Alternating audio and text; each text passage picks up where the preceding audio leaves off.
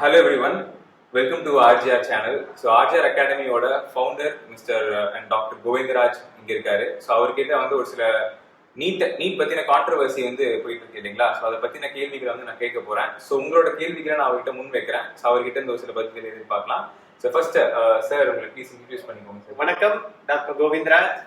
RGR அகாடமியை வந்து பார்த்தீங்கன்னா கடந்த ஒரு 15 வருடமா வந்து ரன் பண்ணிட்டு இருக்கோம்.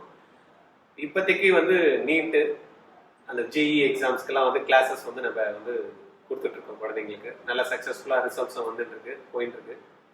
இப்போ வந்து சில கான்ட்ரவர்சிஸ் இருக்கு இல்லையா, அது சம்பந்தமாக தான் இன்னைக்கு டிஸ்கஸ் பண்ணதுக்காக நம்ம இங்கே இருக்கோம். என்னன்றதை பார்க்கலாம். அதாவது இப்போ நீட்ல வந்து பாத்தீங்க அப்படின்னா நிறைய முரண்பாடுகள் வந்து ஏற்பட்டிருக்கு. போன ரிசல்ட்டுக்கும் இந்த ரிசல்ட்டுக்கும் பெரிய வித்தியாசங்கள் இருக்கு. ஸோ இந்த நியூஸ்ல வந்து பார்க்காத நபர்கள் இருந்திருக்க மாட்டீங்க. ஸோ ஈவன் தம்ப்நெயில் பார்த்துட்டு கிளிக் பண்ணவங்க கூட அதுக்காக தான் கிளிக் பண்ணிருக்கீங்க. ஸோ 67 68 ஐ திங்க் இல்ல 67 பேர் வந்து பாத்தீங்கன்னா முழு மதிப்பெண்கள் எடுத்திருக்காங்க. 720க்கு 720. ஸோ இது வந்து இம்பாசிபிள் அப்படின்னா கண்டிப்பா அது இம்பாசிபிள்னு தான் சொல்லணும். ஏன்னா நம்ம இங்க ஸ்டூடெண்ட்ஸோட ரொம்ப நெருக்கமா ஒர்க் பண்ணும்போது தெரியுது அது எவ்வளவு ஒரு பெரிய விஷயம் அப்படின்றது. ஸோ அதுக்கான பதில் வந்து என்டிஏ கிட்ட இருந்து வந்துச்சா அப்படின்றது பத்தியும் இல்ல அதை பத்தின விஷயங்கள் வந்து இப்போ சார் நம்ம கிட்ட பகிர்ந்துக்குவாரு. சார் நீங்க இதை பத்தி என்ன நினைக்கிறீங்க? 67 பேர் வந்து முழு மதிப்பெண் எடுத்திருக்கிறது ரொம்ப சந்தோஷமான விஷயம் தான். ஆனா அது நேர்மையான முறையில கரெக்டான முறையில அவங்க தேர்வு எழுதி அதுக்கான மதிப்பெண்கள் கொடுக்கப்பட்ட அந்த 67 மாணவர்களும் வந்து மார்க் வந்திருந்தா ரொம்ப சந்தோஷமா இருந்திருக்கும். ஆனா சில சென்டர்ஸ்ல வந்து லேட்டா போயிட்டாங்க அப்படின்ற மாதிரி கேஸ் ஃபைல் பண்ணி அந்த ஸ்டூடெண்ட்ஸ்க்கு மட்டும் வந்து பாத்தீங்கன்னா கிரேஸ் மார்க் கொடுத்து 0ல இருந்து 720 மார்க் வரைக்கும் கொடுத்துருக்கேன். அதுவே சிரிப்பா இருக்கு. அந்த மாதிரி 720 மார்க் வரைக்கும் வந்திருக்கு அப்படின்னா அப்புறம் ஹார்ட் ஒர்க் பண்ணி படிச்சு அந்த சப்ஜெக்ட்ல ஒவ்வொன்றுத்தையும் ப்ராக்டிஸ் பண்ணி அவங்களுடைய நேரம் பார்க்காம தூங்காம குழந்தைங்க வந்து 1 வருஷம் 2 வருஷம் எல்லாம் வெயிட் பண்ணி படிச்சு மார்க் எடுக்கிற குழந்தைங்களுக்கு அப்ப கிரேஸ் மார்க் வந்துட்டேன்னா எப்படி அப்படின்னு டைஜஸ்ட் பண்ண முடியல. அது ரொம்ப முக்கியமான ஒரு இதுவா இருக்கு. பட் வரலாம் லாஸ்ட் இயர் கூட வந்து பாத்தீங்கன்னா 2 பசங்க வந்தாங்க. அதுக்கு முன்ன வருஷம் ஒரு 3 குழந்தைங்க வந்து 720 மார்க் வாங்கினாங்க. வர்றதுல தவறு கிடையாது. அதுக்கான உழைப்புகள் போட்டா கண்டிப்பா மார்க் வரும். அதனால அதுல எதுவும் மாற்றம் கிடையாது வர்றதுனால. பட் அது நேர்மையான முறையில கரெக்டான முறையில வந்ததுன்னா நல்லா இருக்கும். இப்போ உங்களோட பார்வையில ஸ்டூடெண்ட்ஸ் வந்து எந்த வகையில பாதிக்கப்பட்டிருக்காங்க சார் இந்த ரைஸ் ஆஃப் மார்க்?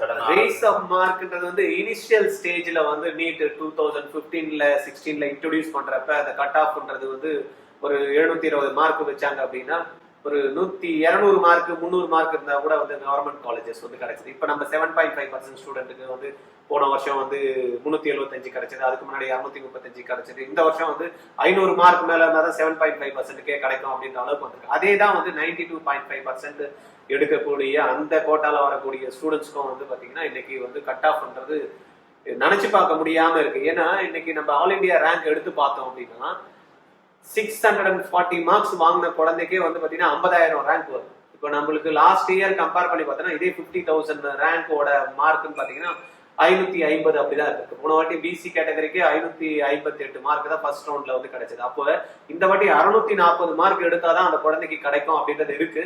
பட் அது எந்த அளவுக்கு வந்து தமிழ்நாடு மாணவங்களுக்கு இம்பாக்ட் கிரியேட் பண்ணிருக்கு அப்படின்றது தெரியல. ஆனா இந்த ஆல் இண்டியா ரேங்க் பேஸ் பண்ணி தான் வந்து பாத்தீங்கன்னா த்ரூ அவுட் இந்தியால வந்து நம்ம ஓரளவுக்கு ப்ராஜெக்ட் வந்து பண்றோம். நம்ம குழந்தைங்களுக்கு நம்ம தமிழ்நாடு கவர்மெண்ட் மெடிக்கல் கவுன்சிலிங்ல வந்து ஒரு அப்ளிகேஷன் கொடுப்பாங்க. அதுல கொடுத்ததுமே அதுல ஒரு ரேங்க் பட்டியல் கொடுக்குறப்பதான் நம்மளுக்கு தெளிவான நிலவரம் தெரியுது. இருந்தாலும் நிறைய இடத்துல சேனல் டிஸ்கஷன் போறப்ப லாஸ்ட் இயரை கம்பேர் பண்ணி last year all India ranking என்ன இருந்தது, ஓபிசி ரேங்க் என்ன இருந்தது, கேட்டகரி ரேங்க்ல வந்து எஸ்சில என்ன இருந்தாங்க, இதெல்லாம் பேஸ் பண்ணி கம்பேர் பண்ணி ஒரு கட் ஆஃப் கொடுக்குறப்ப பசங்க வந்து எப்படிதான் டைஜஸ்ட் பண்றாங்கன்னு தெரியல. என்னால டைஜஸ்ட் பண்ண முடியாது. ஏன்னா குழந்தைங்க கூட ஒவ்வொரு நாளும் வந்து பாத்தீங்கன்னா லாஸ்ட்ல ஒரு கிட்டத்தட்ட ஒரு 100 நாள் நான் உட்கார்ந்துருப்பேன். அப்ப அந்த குழந்தைங்க காலையில எழுந்துக்கிறதுல இருந்து நைட்டு தூங்குற வரைக்கும் ஒவ்வொரு சப்ஜெக்ட்லயும் அவங்களுக்கு எந்த அளவுக்கு சிரமப்படுறாங்க. படிக்கிறாங்க, படிக்காம இல்லை. எல்லாருக்கும் டீச்சரும் நல்லா அருமையா சொல்லி தராரு. ஒரு டீச்சர் கிட்ட கொடுத்தாலே ஒரு கொஸ்டின் பேப்பரை அவரால் 100% பண்ண முடியலன்னா எப்படி இந்த 67 பசங்களுக்கும் வந்து 720 மார்க் வந்தது அப்படின்றது தெரியல. பயாலஜி ஓகே, தியரியா இருக்கு, எல்லாருமே குழந்தைங்க வந்து பண்ணிடலாம். கெமிஸ்ட்ரிலேயே வந்து பாத்தீங்கன்னா சில குழந்தைங்க வந்து பிசிக்கல் கெமிஸ்ட்ரி பண்றதுக்கு தடுமாறுதுங்க.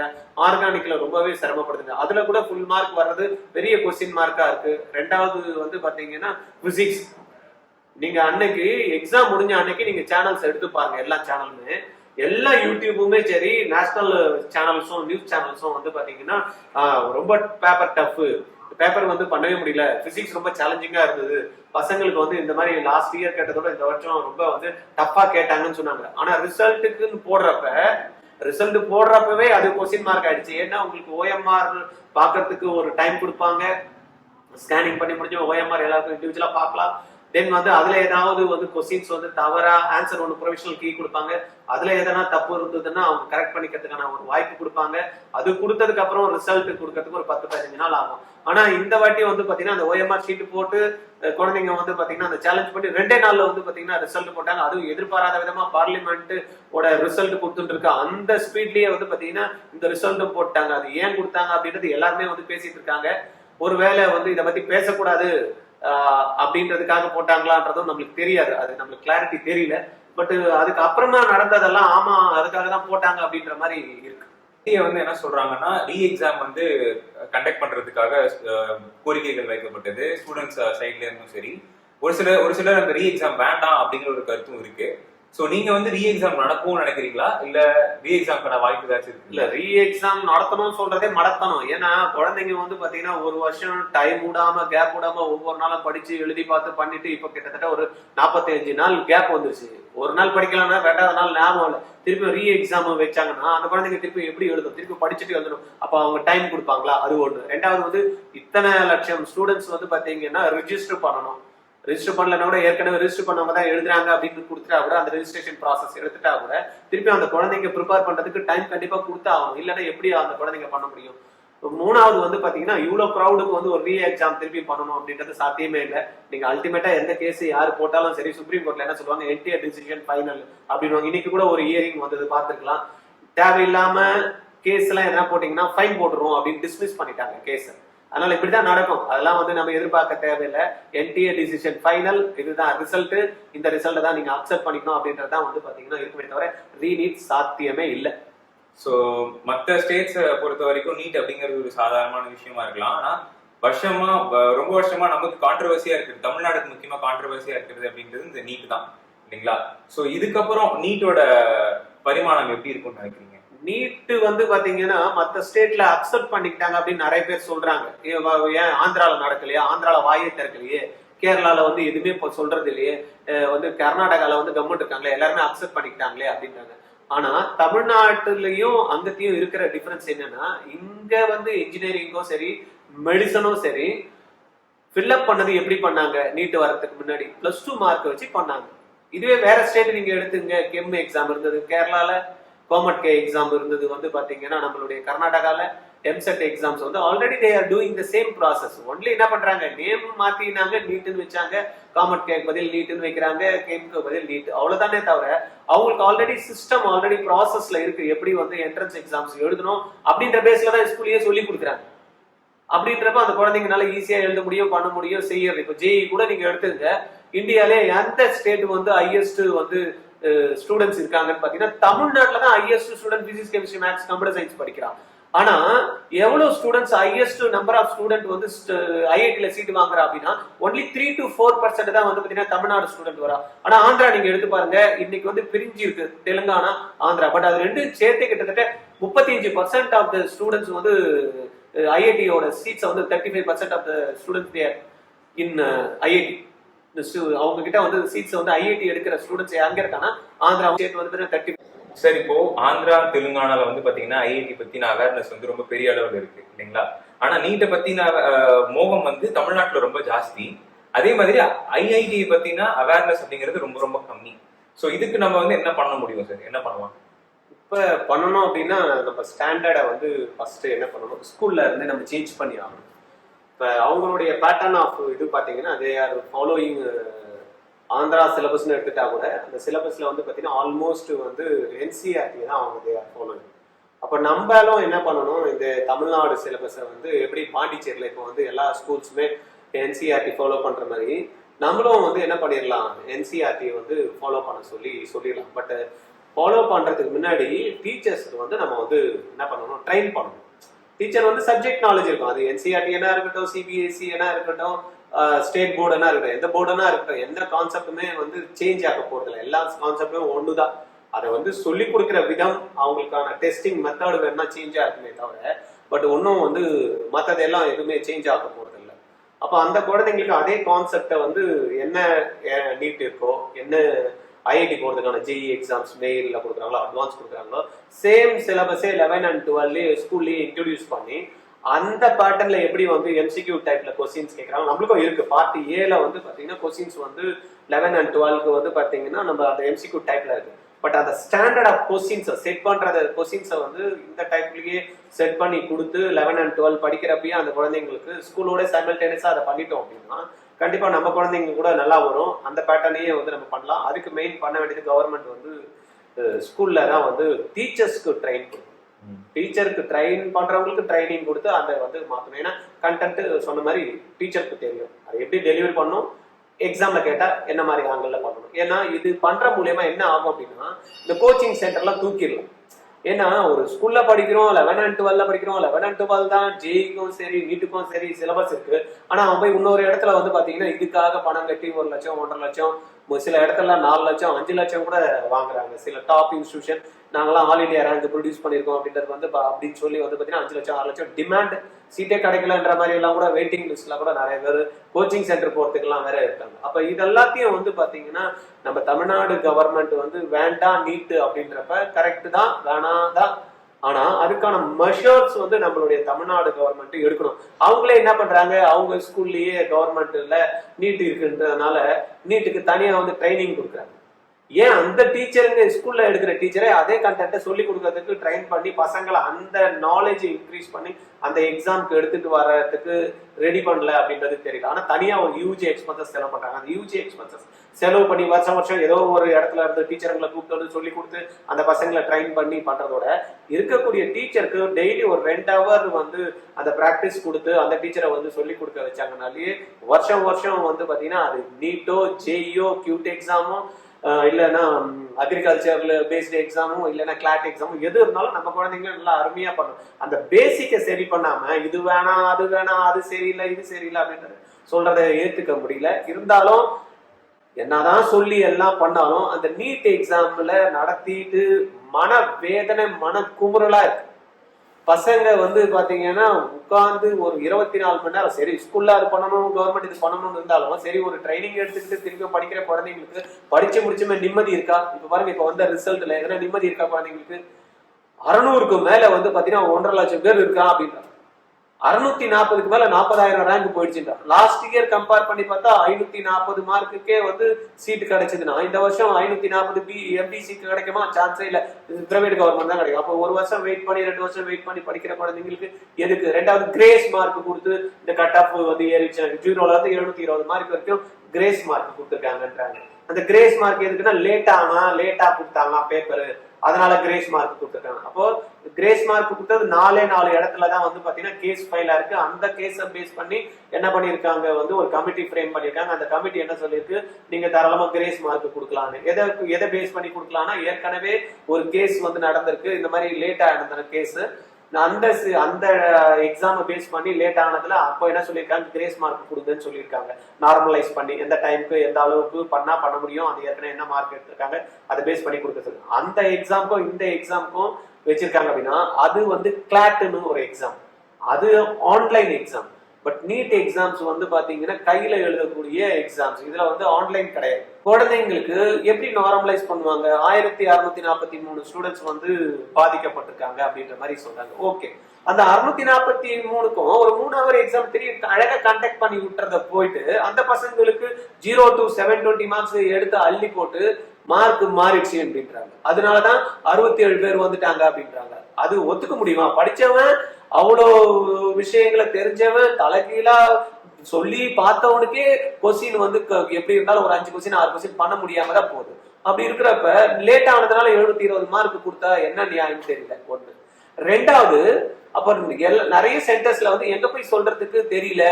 எங்க கிட்ட கூட முடிச்சதுக்கு அப்புறம் நிறைய பசங்க வந்து சொன்னாங்க, சார் எங்களுக்கு வந்து கொஸ்டின் பேப்பர் கொடுக்குறப்ப இன்விஜிலேட்டர் வந்து ரொம்ப டிலே பண்ணிட்டாங்க, எங்க போய் சொல்றதுன்னா எங்க போய் சொல்றது, முடிச்சதுக்கு அப்புறம் என்ன சொல்றது, அந்த மாதிரி நிறைய கேசஸ் இருக்கு. அப்படின்னு நீங்க இப்போ என்டிஏ வந்து யாரெல்லாம் பாதிக்கப்பட்டவங்கன்னு நீங்க இப்போ ஒரு குவரி போட்டு எல்லாருமே வந்து இதுல கம்யூனிகேட் பண்ணுங்கன்னு கொடுத்தா எனக்கு தெரிஞ்ச 1 லட்சம் பேருக்கு மேல போடுவாங்க. அப்ப அவங்களுக்கு எல்லாம் கிரேஸ் மார்க் கொடுப்பீங்க. அப்ப படிச்சவனுக்கு மார்க் கிடைக்குமா, படிக்காதவனுக்கு மார்க் கிடைக்குமா? அப்ப அதை கொஞ்சம் நார்மலைஸ் பண்ணி மார்க் கொடுக்குறப்ப, கிரேஸ் மார்க் கொடுக்குறப்ப அது எல்லாருக்குமே தான் கொடுக்கணுமே தவிர ஒரு ஒரு ஒரு கொஸ்டின் வந்து ஆட்டம்ல வந்து 4 மார்க் கொடுத்தாங்க, அது எல்லாரும் கொடுத்தாங்களா? அந்த மாதிரி இதில் கிரேஸ் மார்க் கொடுக்குறப்ப எந்த குழந்தைங்க எல்லாம் பாதிக்கப்பட்டிருக்கோ டோட்டல் கால் ஃபார் பண்ணி எல்லாருக்கும் கொடுக்கணும்ல. அப்படி பண்ணா தானே பண்ண முடியும். சும்மா ஏதோ ஒரு 1643 ஸ்டூடெண்ட் கொடுத்துட்டு அது ஒண்ணு. ரெண்டாவது வந்து பாத்தீங்கன்னா நிறைய இந்த OMRல வந்து பசங்க பார்த்ததுக்கு அப்புறம் ஒருத்தர் சொன்னாரு 536 மார்க் சார், என் பையன் வரேன்னு சொல்லிட்டான் அப்படின்னு. ரிசல்ட் வந்ததுமே அடிச்சு புடிச்சுன்னு கால் பண்றாரு, சார் குழந்தைக்கு 200 மார்க் தான் சார் வந்தது, என்ன பண்றதுனே தெரியல அப்படின்றாரு. படிக்க தெரியாதவரா? இல்ல, அவரே வந்து பிசிக்ஸ் சொல்லி கொடுக்குற டீச்சர். அவருக்கே இந்த நிலைமை. எல்லாத்தையும் கொஸ்டின் பார்த்து அனலைஸ் பண்ணி எவ்வளவு மார்க் வந்திருக்குன்னு செக் பண்ணி அதுக்கப்புறம் வந்து பாத்தீங்கன்னா அவர் மார்க் வந்து எதுவுமே இல்லை சார், எங்க கேஸ் போடுறது, என்ன பண்றது சார் அப்படின்னாரு. என்டேக்கு ஒரு மெயில போடுங்கன்னு சொன்னேன். அவ்வளவுதான், நம்ம சைட்ல இருந்து அதுதானே பண்ண முடியும், அதுதான் சொன்னேன். பட் அது மூலயமா அவருக்கு ரிசல்ட் வருமா? வராது. அது மாதிரி நிறைய பேர் வந்து இன்னைக்கு யூடியூப்ல வந்து நான் வச்சிருக்க சேனல்ல இருந்து இவ்வளவு பேர் வந்து பாதிக்கப்பட்டிருக்காங்க, இவ்வளவு பேர் வேணான்றாங்க, இவ்வளவு பேர் கஷ்டப்பட்டிருக்காங்க, இவ்வளவு பேருக்கு லேட்டா வந்திருக்காங்க. அப்ப இது எல்லாத்தையும் தீர்வு வந்து எப்படி கொடுக்க முடியும்? அதனால ஒருத்தரை பேஸ் பண்ணி எல்லாம் இதெல்லாம் வந்து பண்றது வந்து நல்லா இல்லை. அதனால இந்த மாதிரியான குளறுபடிகள் நடக்கிற எக்ஸாம்ஸ் இந்த வருஷம் இல்ல, ஒவ்வொரு வருஷமும் ஏதாவது ஒன்று நடக்குது. ப்ளூடூத் வச்சு எக்ஸாம் எழுதிடுறான், பேப்பரை எடுத்துட்டு போய் யாரோ ஒரு இடத்துல வச்சு எழுதிடுறான். இப்படி எல்லாம் வந்து இல்லைன்னா உள்ளே உட்காந்துட்டு வந்து வெளியில இருந்து ஆன்சர் சொல்லி எழுதிறான். இப்படி எல்லாம் மார்க் வாங்கிட்டு பண்றப்ப படிக்கிற குழந்தைங்களுக்கு அப்போ எவ்வளவு கஷ்டப்படுற குழந்தைங்களுக்கு, குழந்தைங்களை விடுங்க, எங்களை மாதிரி இன்ஸ்டியூட் நடத்துறவங்களுக்கு வயிற்று எரிச்சலா இருக்கு. நாங்க குழந்தைங்களோட வந்து பாத்தீங்கன்னா உட்காந்து காலையில இருந்து நைட் அந்த ப்ரிப்பரேஷனுக்கு குழந்தைங்களுக்கு அந்த கொஸ்டின் பேப்பர் கொடுக்கறதுக்கு எவ்வளவு மனக்கடன் தெரியுமா? அப்போ அந்த மாதிரி இருக்கிற குழந்தைங்களுக்கு உட்கார வச்சு அந்த குழந்தைங்களும் பண்ண வச்சு மார்க் எடுக்கிறப்ப அதுங்க அவ்வளவு கஷ்டப்படுதுங்க அந்த 600 மார்க்கை தாண்டறதுக்கு. இப்ப ஈஸியா 600 மேல 1.5 லட்சம் பேர் இருக்கிறான்னா என்னால புரிஞ்சுக்க முடியும். நான் என்னுடைய ரிக்வஸ்ட் என்னன்னா, என்டிஏக்கு ரீநீட் எல்லாம் வேணாம், ரீநீட் எல்லாம் வைக்கிறது சாத்தியம் இல்ல. லாஸ்ட்ல கோர்ட்ல போய் நீங்க சுப்ரீம் கோர்ட்ல போட்டாலும் என்டிஏ என்ன சொல்றாங்களோ அதை கேளுங்க. என்டிஏ என்ன சொல்றாரு, நான் எல்லாமே கரெக்டா பண்ணிட்டேன். ஏன்னா நீங்க செக் பண்ணி பாருங்க, ஒவ்வொரு கொஸ்டினும் raised by public, they already given the explanation. நீங்க எது சொன்னாலும் அவன் எக்ஸ்பிளனேஷன் கொடுத்துருக்கான். இது சொல்லலன்ற ஃபர்ஸ்ட்லாம் வந்து வாயை திறக்க மாட்டாங்க. எக்ஸாம் ஃபர்ஸ்ட் வைக்கிறப்ப எதனா நம்ம குவரி பண்ண ஆரம்பம். ஆனா இப்போ வந்து பாத்தீங்கன்னா ஒவ்வொன்றுத்துக்குமே they are giving explanation.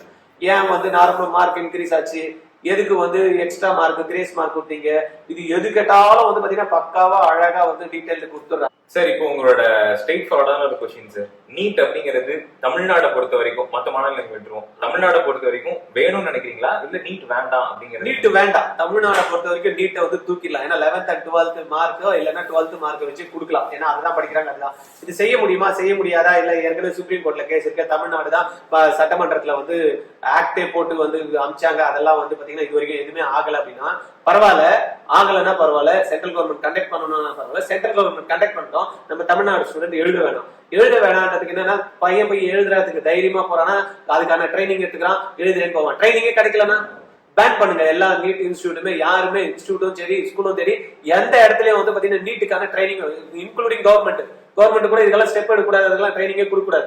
எங்க குழந்தைங்க யாருமே வந்து ட்ரைனிங்க எடுத்துக்க எழுதவும் மாட்டாங்க. நீங்க நீட் எக்ஸாம் எழுதுங்க, நீட் எக்ஸாம் எழுதுறதுக்கு சென்டர் கொடுக்காதீங்க. எதுக்கு ஸ்கூல்ல சென்டர் கொடுக்குறீங்க? எதுக்கு இன்ஜினியரிங் காலேஜ்ல சென்டர் கொடுக்குறீங்க எழுதுறதுக்கு? எங்க ஸ்கூல்ல சென்டர் கொடுக்க மாட்டோம் கண்டக்ட் பண்றதுக்கு, எங்க காலேஜ்ல நாங்க சென்டர் கொடுக்க மாட்டோம். எல்லாரும் அகைன்ஸ்ட் சொல்றீங்கல்ல, கவர்மெண்ட் ஒரு ஆர்டர் போடுங்க, எந்த ஸ்கூலோ எந்த இன்ஜினியரிங் காலேஜுமே நம்ம வந்து நீட் நடத்துறதுக்கு இடம் கொடுக்காதீங்க. ரெண்டாவது நீட் எழுதுறதுக்கு எந்த ஸ்டூடெண்ட்டும் போவாதீங்க அப்படின்னு சொல்லுங்க. மூணாவது நீட் சென்டர் ஏன் கொடுக்குறீங்க? நீட் சென்டர் எல்லாத்தையும் இழுத்து மூடுங்க. ஏன்னா ஏன் இழுத்து முடியுமா? நடக்குமா? ஆமா, லாட்டரி சீட்டு வந்து பாத்தீங்கன்னா கேரளால நடக்குதுங்க, தமிழ்நாட்டுல லாட்டரி சீட்டு இல்ல. ஏன்? இதுக்கு முன்னே கவர்மெண்ட் வந்து பாத்தீங்கன்னா ஜெயலலிதா இருந்தப்ப மாண்புமிகு முதலமைச்சர் ஒரே நாள்ல நைட்டோட நைட் அனௌன்ஸ் பண்ணாங்க, லாட்டரி சீட்டு விற்க தடை. விக்கிறமா? விக்கல, மூட்டாங்கல்ல. அதை பண்ணுங்க. இன்னைக்கு சொல்லுங்க, சும்மா எதுக்கு நீட்டு பேனு? நீட்டு வந்து தமிழ்நாட்டுல வந்து நடத்துறதுக்கு இன்ஸ்டிடியூஷனுக்கு எல்லாருக்குமே பர்மிஷன் ரத்து, யாரும் நடத்தக்கூடாது அப்படின்னு ஒரு இது போட்டு பண்ணீங்கன்னா நாளைக்கு காலையில எவனும் நடத்த மாட்டா, மூடி வைப்பான். யாருன்னா நடத்தினாங்கன்னா உள்ள தூக்கி வைங்க. அப்புறம் எந்த தைரியத்துல வந்து சென்டர் வச்சு நடத்துவாங்க? எந்த ஸ்கூல்ல நீட் கிளாஸ்? எல்லா ஸ்கூல்லயும் நீட்டு தான், எல்லா ஸ்கூல்லயும் ஜேஇ தான். அப்புறம் எதுக்கு ஸ்கூலுக்குன்னு ஒரு ஃபீஸ், அப்புறமா வந்து நீட்டுக்கு ஒரு ஃபீஸ், ஜேஇக்கு ஒரு. அப்ப இது வியாபாரமா ஆக்கிறதுக்கு தான் இந்த நீட்டும் ஜேஇயும் இருக்கே தவிர மக்களுடைய அந்த குவாலிட்டி இன்க்ரீஸ் பண்றதுக்கு இருக்கா? சும்மா மார்க் லேட்டா போனா மார்க் கொடுத்துருக்கு, அப்புறம் என்ன குவாலிட்டி? படிக்காமே போறவனுக்குள்ள மார்க் வரப்ப என்னத்த குவாலிட்டி இருக்கும்? அப்ப இதெல்லாம் தேவையே கிடையாது.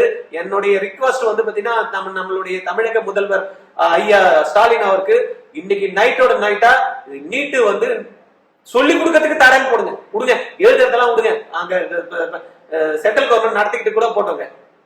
என்எம்சி வந்து பாத்தீங்கன்னா அனௌன்ஸ் பண்ணிட்டோம், எங்க தமிழ்நாட்டுல எந்த ஸ்டூடெண்ட்டும் எழுத மாட்டாங்க, எந்த கோச்சிங் சென்டரும் சொல்லி கொடுக்க மாட்டாங்க. எந்த ஸ்கூல்லயும் ஏற்கனவே சொன்னாங்க, ஸ்கூல்ல எல்லாம் வந்து பாத்தீங்கன்னா எந்த ஸ்கூல்லயும் நீட்டோ ஜேஇக்கோ கிளாஸ் எடுக்க கூடாது அப்படின்னு சொன்னாங்க. ஆனா இன்னைக்கு ஸ்கூல் பாடம் சொல்லி கொடுக்குறாங்களோ இல்லையோ, நீட்டுக்கு ஜேஇக்கு தான் வந்து பாத்தீங்கன்னா ஸ்கூல்ல எல்லாம் நிறைய ஸ்கூல்ல சொல்லி கொடுத்துட்டு இருக்காங்க. இதெல்லாம் எங்க கொஸ்டின்ஸ் ஏன் கேட்கல இந்த கவர்மெண்ட்ன்றது தெரியல. அப்ப கவர்மெண்டே வந்து பாத்தீங்கன்னா வெளியில ஒரு பேச்சோ இங்க ஒரு பேச்சோ பேசுற மாதிரி இருக்கிற மாதிரி நான் நினைக்கிறேன். ஆனா இதெல்லாம் உண்மை இல்ல. ஏன்னா நம்மளுடைய முதல்வர் ஐயா அந்த மாதிரி நினைக்க மாட்டாரு. ஏன்னா நம்மளுடைய உதயநிதி ஸ்டாலின் எல்லாம் பாத்தீங்கன்னா அவ்வளவு அக்ரெசிவா வந்து பாத்தீங்கன்னா பேன் நீட் அப்படின்னு பாத்தீங்கன்னா பெரிய பெரிய பந்து எல்லாம் வச்சு வந்து பாத்தீங்கன்னா எலெக்ஷன் முன்னாடி எங்க பார்த்தாலும் அதை பத்தி தான் பேசியிருந்தாங்க. அதனால அவருக்கு வந்து பாத்தீங்கன்னா இதை விட மாட்டாரு. உதயநிதி ஐயாவுக்கு வந்து இந்த நியூஸ் போச்சுன்னா அவர் என்ன பண்ணுவாரு, உடனே அவங்க அப்பா கிட்ட சொல்லி, அப்பா நைட்டோட நைட்டா தடை பண்ணுங்கப்பா, எல்லாம் வந்து இன்ஸ்டியூட் ரன் பண்றத நீட்டை கேன்சல் பண்ணுங்கப்பா, இந்த என்ன ட்ரைனிங் கொடுக்கறத நிறுத்துங்கப்பா, இல்லன்னா ஸ்கூல்ல பண்றதை வந்து உடனே ஆக்ஷன் எடுங்கப்பான்னு சொல்லுவாரு பாருங்க. நீங்க பாருங்க, நெக்ஸ்ட் வீக்ல கண்டிப்பா தமிழ்நாட்டுல வந்து பாத்தீங்கன்னா எந்த நீட் கோச்சிங் சென்டருக்கும் வந்து நடத்துறதுக்கு தரேன்னு சொல்ல போறாங்க. அது நடக்கும். ஏன்னா அவங்க எல்லாம் வந்து பாத்தீங்கன்னா எப்படி பண்றதுன்னு தெரியல, எனக்கு தெரியல. இது ஒரு ஐடியாவா கூட இருக்கலாம். என்ன நீங்க இதெல்லாம் கம்பேர் பண்ணி பாருங்க. அதை சொல்லல, பக்கத்து கவர்மெண்ட் இங்க இந்தியாலே வந்து பர்மிஷன் இருக்கு லாட்டரி நடத்துறதுக்கு, ஏன் பக்கத்து கவர்மெண்ட்ல நடத்துதே, தமிழ்நாட்டுல நடத்தல? அப்ப தமிழ்நாடு கவர்மெண்ட் நினைச்சா அது பேன் பண்ணலாம்னு இருக்குல்ல, பேன் பண்ணும். ரைட்டா? இதுதான் என்னுடைய கோரிக்கை. வேணான்றீங்களா? வேணாம். சும்மா அங்க கோர்ட்டுக்குள்ள கேஸ் போடுறேன், இங்க வந்து இது போடுறேன், நான் சுப்ரீம் கோர்ட் சொல்றதை கேட்கிறேன், அதெல்லாம் தேவையே கிடையாது. நீங்க இம்மிடியட்டா தமிழ்நாட்டுல சொல்லி கொடுக்கறத நிறுத்துங்க. கவர்மெண்ட் அகைன் வந்து பாத்தீங்கன்னா கவர்மெண்ட் ஸ்டூடெண்ட்டுக்கு நீட்டுக்கு நாங்க வந்து ட்ரைனிங் எடுக்கிறோம், அதை நிறுத்துங்க. இதெல்லாம் செய்யாம இருந்துட்டு அதுக்கப்புறமா வந்து நம்ம வந்து மத்ததெல்லாம் பேசலாம். இதெல்லாம் செய்யாம சும்மா நீட்டு பேனுன்ற மாதிரி எல்லாம் பண்ணிட்டு இருந்தீங்கன்னா அது வேலைக்காக.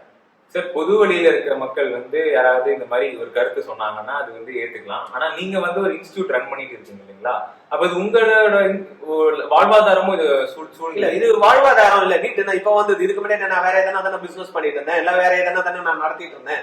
அப்ப அது இல்ல மேட்டர்.